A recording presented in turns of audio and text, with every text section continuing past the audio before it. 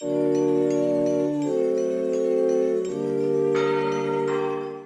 everyone, welcome back to my channel, or welcome to my channel. Today we're going to be doing something a little bit different. I'm going to be drawing this cute little witch soaring through the moonlight sky with her little bat friends. And while I do so, I'm going to tell you guys about a strange, mysterious story that, I want to share with you for this month being spooky season and just for something new. So if this is something that you like, if you want to hear more kind of just odd stories, feel free to let me know in the comment section below. This one comes from Canada. It's pretty eerie when you think about it. There's a lot of like, I don't know, some like witchcraft mystery. So grab your art supplies, get cozy, and let's dive into the Baldoon mystery. In the early 1800s, southern Ontario, Canada was a land of promise and potential, especially for those seeking a new life far from the troubles of the old world. Among these hopeful settlers was Lord Selkirk, a visionary who dreamed of creating a new community that mirrored the lush, rolling hills of his native Scotland. With grand ambitions, he imported sheep and persuaded 15 other families to join him in this venture, arriving on September 5th, 1804, to the area near what is now Wallaceburg, Ontario, Baldoon. However, the settlers quickly learned that the reality of their new home was far from the idyllic vision Lord Selkirk had imagined and sold them on. The land was a low swamp, difficult to cultivate, and the imported sheep struggled to thrive, plagued by disease. Alexander MacDonald, the superintendent of the estate, utilized Lord Selkirk's funds in an attempt to solve these problems, but despite their efforts, the settlement struggled to take root. The War of 1812 brought further chaos as American forces invaded, leaving most of the original settlers to leave. In the end, Lord Selkirk sold the property, but some families, including the MacDonalds, chose to stay in the area. The MacDonald family's troubles began around 1829. It was a seemingly ordinary day when the women of the household were preparing straw in the barn.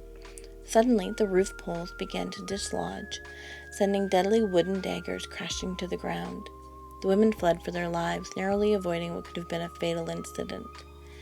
But when the men investigated, they found the roof intact, unable to understand how such a disaster could have occurred. This incident marked the beginning of a series of inexplicable occurrences that would haunt the MacDonald family. The strange happenings intensified over the next few years. Unexplained noises echoed throughout their home at all hours. Footsteps, sometimes resembling the sound of marching men preparing for battle, resonated through the kitchen at night. Whenever anyone investigated, the sounds would mysteriously cease, leaving nothing but the dim flicker of candlelight illuminating an empty room. In one particularly chilling event, a baby sat in its cradle, which then suddenly began to rock violently on its own. Despite the efforts of 3 men who tried to steady it, the cradle rocked uncontrollably, and they eventually had to step back in fear, abandoning their attempts. Fires also became a constant source of terror. On one fateful day, over a dozen fires erupted, seemingly simultaneously, across the property, and no one could explain how they started. Just as quickly as they were extinguished, new blazes would appear, much to the dismay of John MacDonald, the family's patriarch. Another recurring phenomenon was the barrage of rocks and bullets against their windows. They seemed to rain down on their home. Family members would often collect these projectiles. Some they would give a unique mark to, then dispose of them in a nearby creek. But no matter how far they threw them, whether in creeks or far away, they would find their way back on the property days later. Eventually, the family resorted to boarding up their windows, only to be met with the relentless thudding of stones and bullets hitting the wooden walls, leaving them in a state of constant anxiety. As word of the MacDonald family's plight spread, newspapers picked up the story, and soon people from across Canada flocked to the homestead, eager to witness the paranormal activity for themselves. Initially, the family welcomed this attention, but as the days wore on, their fear grew. The haunting seemed to follow them. Even after moving to John MacDonald's father's homes, it didn't cease. In desperation, they returned to their original homestead, opting to camp in a tent on their land rather than face the terror inside. Terrified, the MacDonald's family turned to their local priest for help. Although he performed numerous exorcisms in an attempt to rid them of whatever entity tormented them, the haunting continued.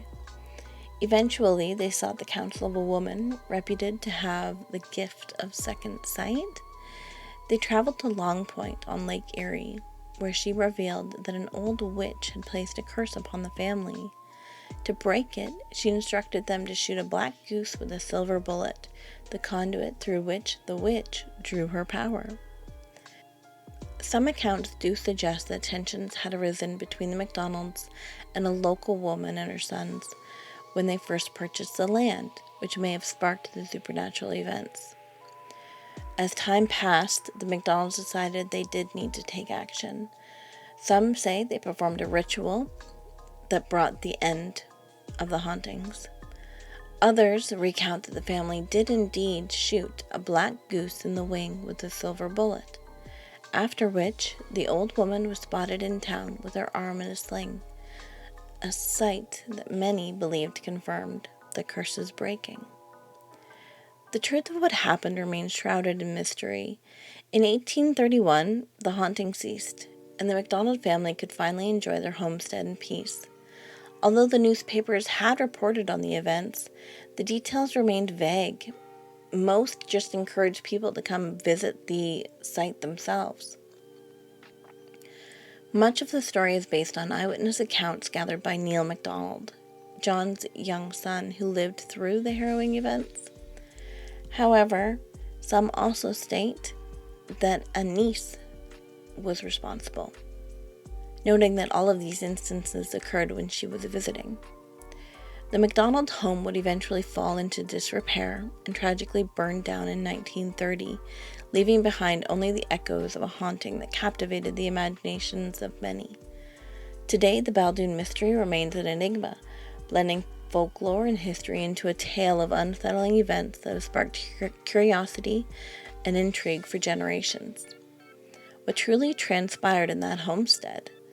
Was it the result of a witch's curse, restless spirits, or the power of suggestion?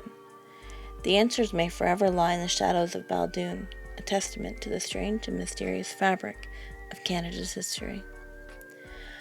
I do love sharing these mysterious stories with you guys while I'm being creative. If you enjoyed the tale and you want to support my channel, feel free to like and subscribe. It doesn't cost anything and it really does help me out. And if you want to check out my new Etsy store, or my website, my Patreon, all of those links will be below. Thank you for joining me today, and if this format of storytelling and drawing is something that you'd like to see in the future, please let me know in the comments section below. And if you have a strange or mysterious story you would like me to cover, let me know that too. Until next time, guys, keep creating and stay spooky. Bye!